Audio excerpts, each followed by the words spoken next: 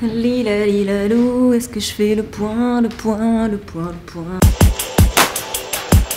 Yo les petites saucisses, ça roule? Bon, faut que je revienne sur ce qui s'est passé cet été. Je me suis rendu compte que j'étais pas du tout écolo en fait. Voilà.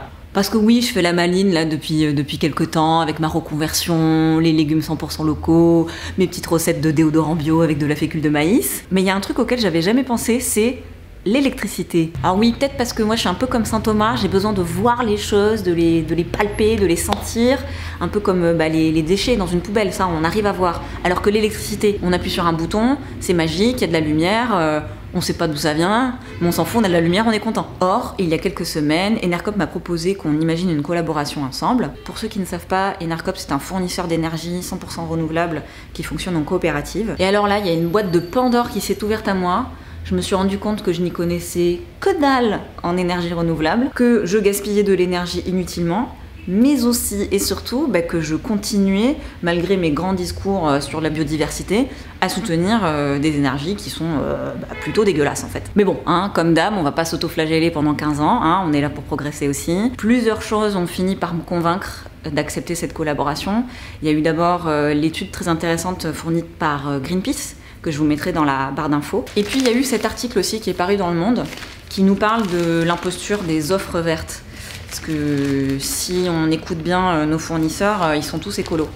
Et en fait, pas vraiment, voilà. Du coup, je suis ravie parce que j'ai réussi à convaincre mes colocs qu'on passe chez Enercop. Et j'en ai profité pour qu'on mette en place quelques éco-gestes qui vont un petit peu nous responsabiliser sur notre consommation à la maison. Et par la même occasion nous faire réduire notre facture d'électricité normalement. Donc c'est win-win. Je vous montre ça dès à présent, vous allez voir, c'est pas la mort, on s'en est sorti. Let's go, en avant.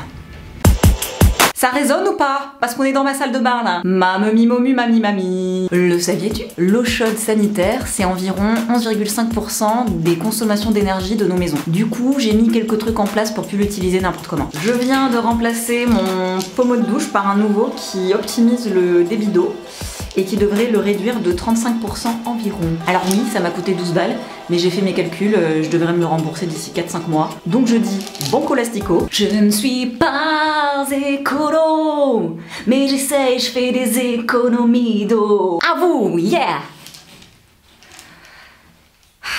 Attention, je vais maintenant révolutionner votre vision de la vaisselle. J'ai découvert ce petit bijou de technologie communément appelé bouchon, que j'utilise maintenant pour boucher mon évier, pour nettoyer mes ustensiles et mes couverts, que je rince ensuite à l'eau froide.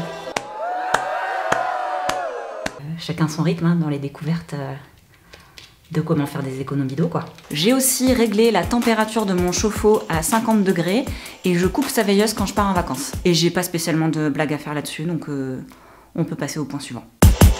Alors, j'ai tendance à plutôt faire attention à tout ce qui est appareil en veille, les batteries de portable, accrochées, tout ça. Mais il y a un truc auquel j'avais pas pensé, c'est la box internet. Du coup, j'ai investi dans une prise qui permet de programmer une plage horaire sur laquelle la box pourra s'éteindre.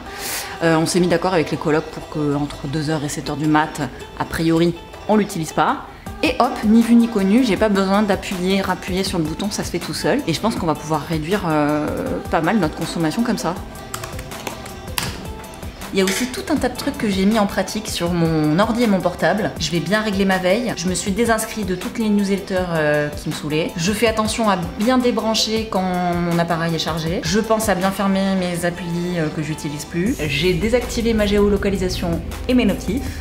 En plus, ça fait pas de mal au cerveau. Ah, et j'évite de passer par mon moteur de recherche quand je connais déjà l'URL. Ça aussi, c'est un petit truc à la con, mais ça fait consommer un peu moins d'énergie. C'est qui la boss de l'écologie 2.0? Bon, là, je suis plutôt assez fière. Ça fait des années que quand je quitte une pièce, j'éteins la lumière. Mais comme je suis quelqu'un qui n'aime pas s'asseoir sur ses acquis, j'ai décidé de franchir le cap supérieur et d'investir, attention, dans des ampoules basse consommation. Et j'ai découvert un truc trop cool, c'est que ça y est, les LED, ça fait plus uniquement de la lumière dégueulasse bleue là d'hôpital, non. Ça fait aussi ça. Hyper cool, non? Le saviez-tu? Le froid alimentaire représente environ 15% de la consommation totale de l'électricité de la maison. Du coup, bah, je pense qu'il faut qu'on s'y attelle aussi. Ah, c'est parti pour le coup d'aspi derrière les grilles, qui prennent facilement la poussière et qui peuvent donc surchauffer.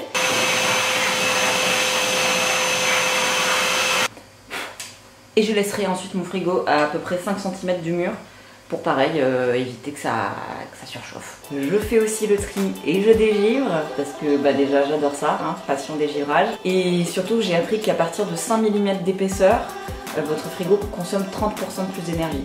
Et ça, bah, c'est plutôt nul. Et enfin, je me cale sur les réglages recommandés, c'est-à-dire 4 degrés pour la partie réfrigérateur et moins 18 degrés pour la partie congélo. Alors faut pas déconner avec ça, puisqu'apparemment 1 degré en moins équivaut à 5% en plus d'énergie consommée. Donc bon, hein, on va être sérieux.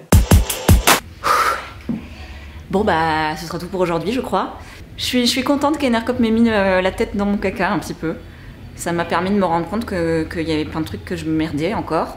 Alors pour info, et je m'adresse aux phobiques administratifs comme moi, ça nous a pris à peu près 5 minutes de passer chez eux via internet. Et je vous vois au loin les premiers de la classe qui en sont déjà à l'isolation thermique de leur maison. Hein. Bon, je sais que je suis une petite joueuse pour l'instant, mais je ne compte pas m'asseoir sur mes lauriers. La lutte vers la sobriété énergétique continue. Bisous.